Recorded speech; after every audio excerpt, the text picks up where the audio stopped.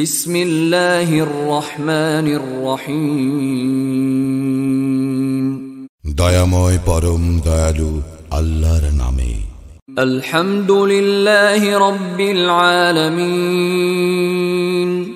সকল প্রশংসা জগৎ সমূহের প্রতিপালক আল্লাহরই। আর রহমানির রহিম। যিনি দয়াময় পরম দয়ালু। মালিক ইয়াউমিদ্দিন। কর্মফল দিবসের মালিক। ইয়্যাকা না'বুদু ওয়া ইয়্যাকা নাস্তাঈন। আমরা শুধু তোমারই ইবাদত করি, শুধু তোমারই সাহায্য প্রার্থনা করি। ইহদিনাস সিরাতাল মুস্তাকিম।